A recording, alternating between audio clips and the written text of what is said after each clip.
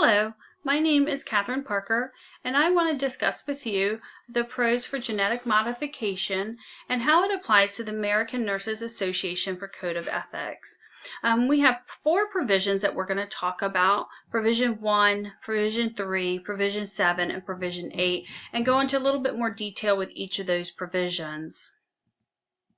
Provision 1 states that the nurses practice with compassion and respect for inherent dignity, worth, and unique attributes to every person. 1.4, the right to self-determination, states patients have a right to decide for themselves. In the case of genetic modification, the mother is the patient and has the capacity to decide what is best for her unborn child. And this was previously discussed in the other videos in regards to consent. Who has the right to consent for this procedure? And in this case, the mother does, because she has the right to consent what is best for her child, as that unborn child cannot consent. Provision 3. It states that the nurses promotes, advocates for, and protects the rights, health, and safety of the patient. 3.2, protection of human participants in research. The nurse makes sure that patients are participating in the research voluntarily, without coercion or deceit, and that they are able to withdraw from care at any time.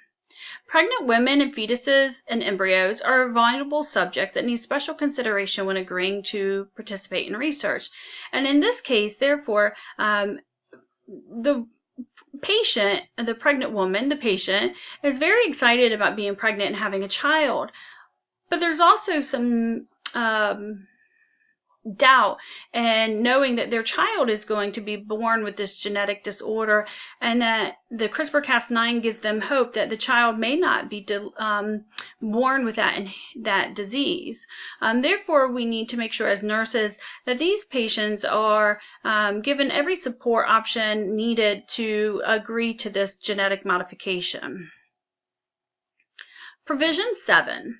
It states the nurse in all roles and settings advance with profession through research and scholarly inquiry, professional standard development, and the generation of both nursing and health policy.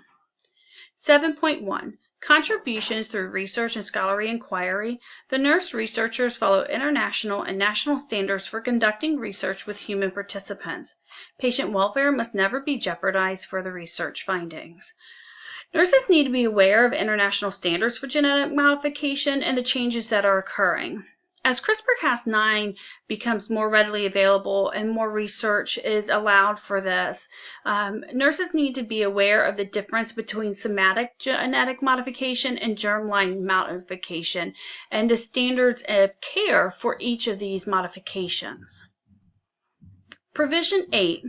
The nurse must collaborate with other health professionals and the public to protect human rights, promote health diplomacy, and reduce health disparities. 8.1 states health is a universal right.